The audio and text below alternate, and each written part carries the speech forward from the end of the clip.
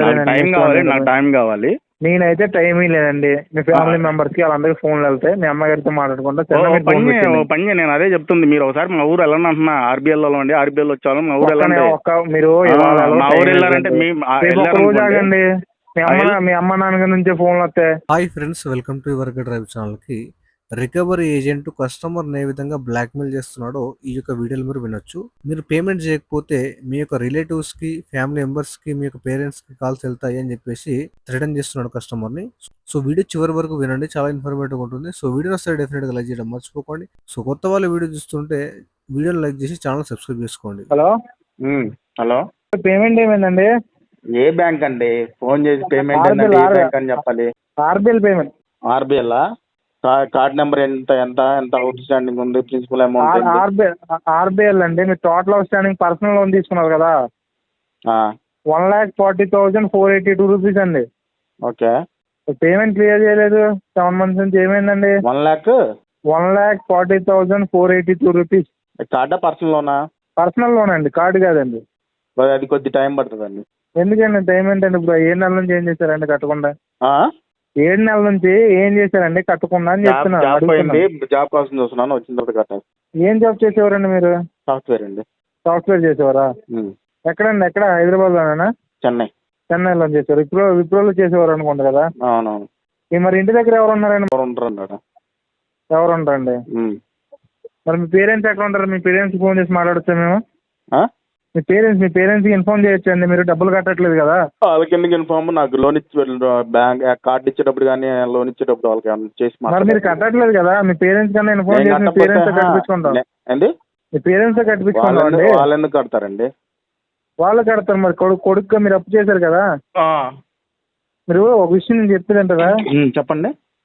కట్టుకునే స్తోమత లేనప్పుడు కార్డు ఇది అమౌంట్ అనేది తీసుకోవద్దు బ్యాంక్ నుంచి.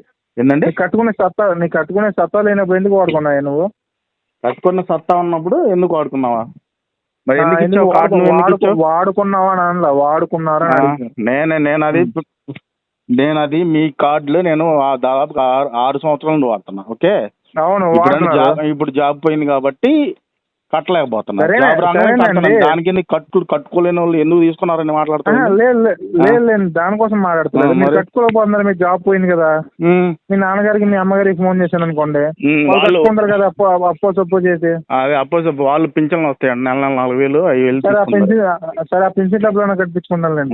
మీరు మాట్లాడినప్పుడు ఎట్లా మాట్లాడాలంటే జాగ్రత్తగా మాట్లాడుతుందండి. 5-6 నెలల నుంచి డబ్బులు కట్టకుండాను, 5-6 నెలల నుంచి డబ్బులు కట్టకుండా మీరు వాడుకునే కాదు.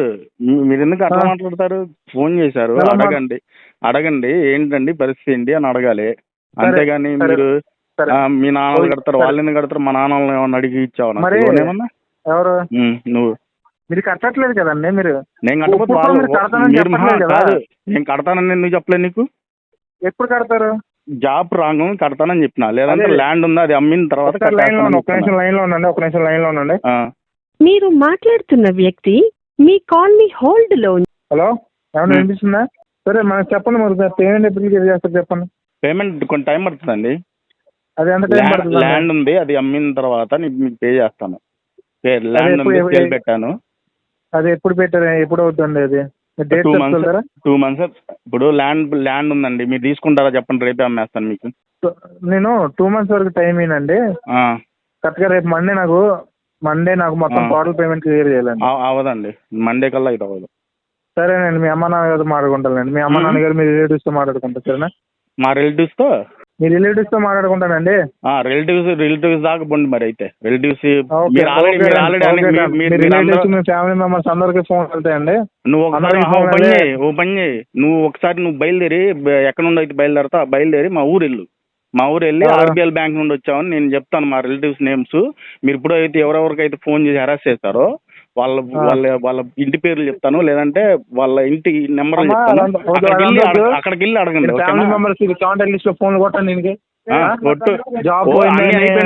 జాబులు చెప్తున్నా పొలాలు ఉంటాయి కదా, ఒకసారి వీళ్ళ అమ్మ నాన్నగారికి ఫోన్ చేయండి ఒకసారి. సరే అండి, మీ అమ్మ నాన్నగారితో మాట్లాడకుండా మీరు ఇవన్నీ బెదిరించి మాకు అర్థమైందా? సార్ ఆల్రెడీ ఒక కార్డు బెదిరించే మాటలు మాట్లాడావు అనుకో అసలుకే పేమెంట్ అవ్వదు. నేను ఆల్రెడీ మీది ఒక కార్డు ఉంది, అది కార్డు క్లోజ్ చేశాను. క్లోజ్ చేసి కూడా 5 days అవుతుంది. మరి మా నాన్న ఫోన్ చేయండి, మా రిలేటివ్స్ ఫోన్ చేయండి. ఈ బెదిరింపులు వద్దు. మీరు ఆర్బీఐకి మీరు ఏం ప్రాసెస్? రిలేటివ్స్ ఫోన్ చేయడం ప్రాసెసా? ఎక్కడ నుండి? ఏంటండి? హైదరాబాద్ అండి.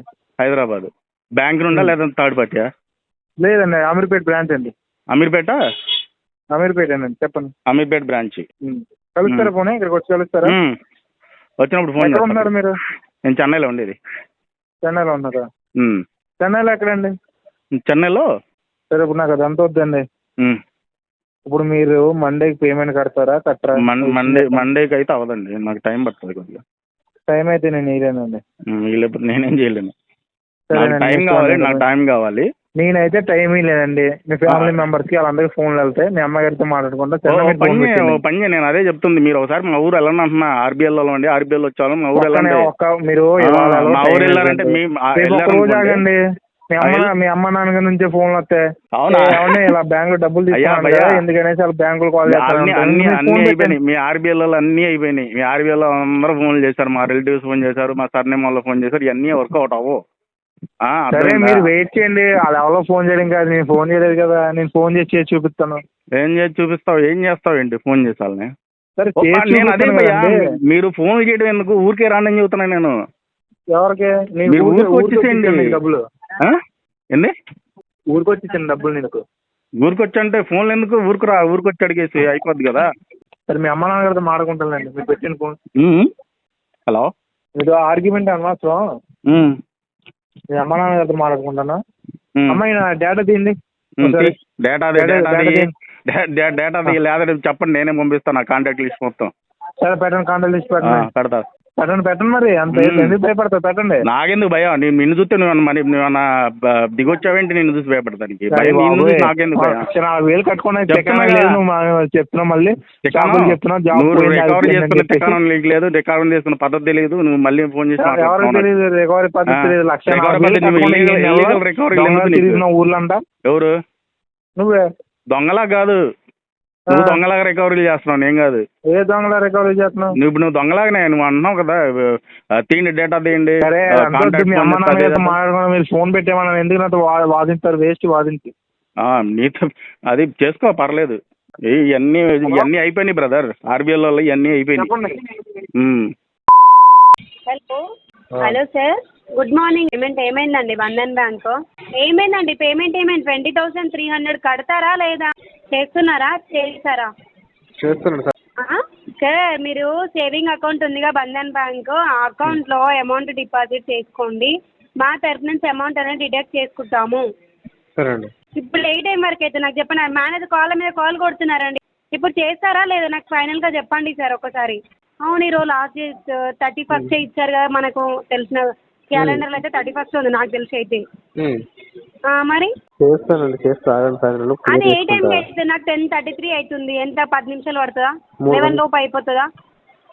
10 నిమిషాలు మేడం, నాకు అర్థం కాదు. మరి ఇన్ని రోజులు ఏం చేశారు సార్? 10 నిమిషాలు అంటున్నారు. 30 రోజులు ఏం చేశారు? మరి 30 రోజులు ఇవ్వలేదా? అది గంగలో కలిసిపోయిందా 30 రోజులు? మరి మీరు చేసేది ఎట్లుంది సార్? సరే, 30 days వదిలేయండి. ఈ రోజు పేమెంట్ చేయాలి కదా. ఇప్పుడు మళ్ళీ ఇంకా లేవా అంటే నేనేం చేయాలి? మీరు ఎక్కడ ఉంటారు చెప్పండి. లైవ్ లొకేషన్ పెడతారా? వాట్సాప్లో పెట్టాను మీకు. లైవ్ లొకేషన్ పెడతారా అంటున్నాను. లైవ్ లొకేషన్ మొత్తం నేనే మీకు వాడిపోతాను. ఫ్లైట్ వేసుకొని వచ్చేస్తాను. ఆఫీస్ అడ్రస్ పెట్టాను. ఎక్కడ ఉంటారు మీరు? మీరు ఎక్కడ ఉంటారు సార్? మీరు అనవసరంగా మాట్లాడాల్సిన అవసరం లేదు, ఓకేనా? పేమెంట్ చేసి మాట్లాడండి. మరి మాట్లాడదాం. మీరు అనవసరంగా మరి ఇప్పుడు ఏంటి మీ ప్రాబ్లం ఏంది?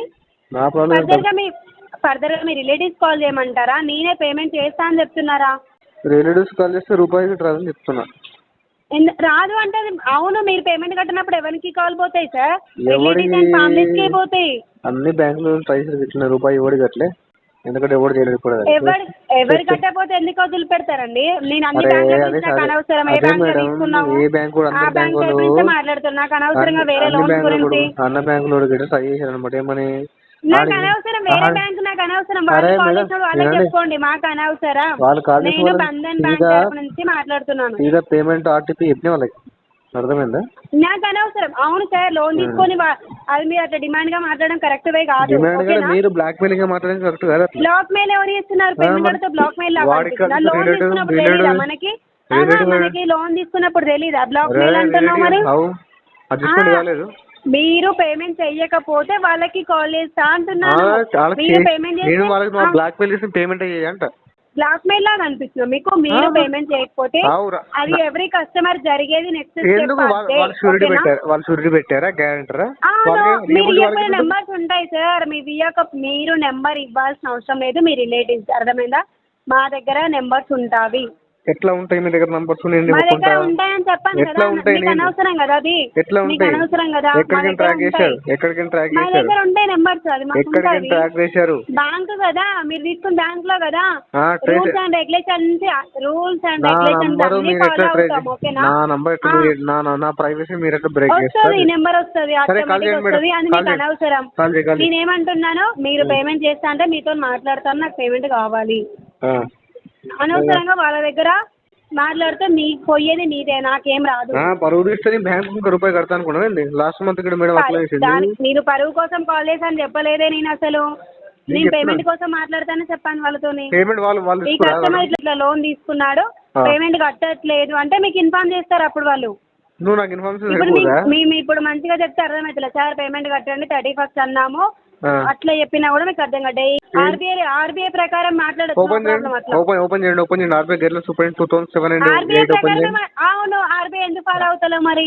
ఆర్బీఐ ఆన్ టైం పేమెంట్ చేయదని ఆర్బీఐ గైడ్ లైన్స్ చెప్పిందా? ఆర్బీఐ గైడ్ లైన్స్ తెలుసా మీకు? తెలిసినప్పుడు ఆన్ టైం పేమెంట్ కట్టాలి కదా. ఎక్స్ట్రా మాట్లాడక మేడం, వాడికి కాల్ సార్ మీరు కస్టమర్ ఎక్స్ట్రా మాట్లాడకుండా నాకు పేమెంట్ కావాలి 20,300 కడితే నేను నెక్స్ట్ మంత్ వరకు మళ్ళీ డిస్కస్ చెయ్యాను. అర్థమైందా? నువ్వు బ్లాక్ మెయిలింగ్ బ్యాక్ వెళ్ళండి ఒక్కసారి. ఏం చెప్పాలి నాకు? మీరు బ్లాక్ మెయిల్ నిన్నేంది నేను చేసా బ్లాక్ మెయిల్? బ్లాక్ మెయిల్ అంటే మీనింగ్ తెలుసా? బ్లాక్ మెయిల్ అంటే తెలుసా? బ్లాక్ మెయిల్ అంటే తెలుసా మీనింగ్? ఏంటి బ్లాక్ మెయిల్ అన్నావు కదా. బ్లాక్ మెయిల్ అంటే ఫ్రాడ్ కాల్ వచ్చి మిమ్మల్ని పేమెంట్ చెయ్యండి మా అకౌంట్ కంటే అది బ్లాక్ మెయిల్, రైట్? సో మేము బ్యాంక్ తరఫు నుంచి మాట్లాడుతాం అన్నప్పుడు కొంచెం పద్ధతిగా మాట్లాడి కొంచెం పేమెంట్ చేస్తే బాగుంటది. మాట్లాడద్దు కదా మీరు కూడా. అలాంటప్పుడు మీకు కాల్ చేయొద్దు, మీ రిలేటివ్స్ కి కాల్ చెయ్యొద్దు. అంటే ఏం చెయ్యాలి మీరు? పేమెంట్ కట్టాలి కదా అవన్నీ మాట్లాడినప్పుడు. ఇప్పుడు ఏమంటారు? అవును, అది రుబాబ్గా మీరు మాట్లాడుతున్నారా? డిమాండ్ గా మాట్లాడాల్సిన అవసరం లేదు. బ్యాంక్ వాళ్ళతో అట్లా మాట్లాడాలని అవసరం లేదు. మనం ఏం మాట్లాడాలి అంటే కెపాసిటీ ఉంటే పేమెంట్ చేసి, నేను కూడా అమ్మాయినే మాట్లాడుతున్నాం కదా, మాట్లాడు పర్లేదు నేను మాట్లాడతాను తర్వాత. పేమెంట్ కట్టి మేడం నేను కట్టాను అని మాట్లాడు. అమ్మాయిలే స్పెషల్ అని చెప్పట్లేదు, చెప్తున్నాను. అంత కెపాసిటీ ఉంటే మీరు కూడా అబ్బాయిలే కదా. సరే మీరు అబ్బాయిలే కదా, మీరు అబ్బాయిలే కదా, కెపాసిటీ ఉంటది కదా, ఒకరితో అందించుకోము కదా.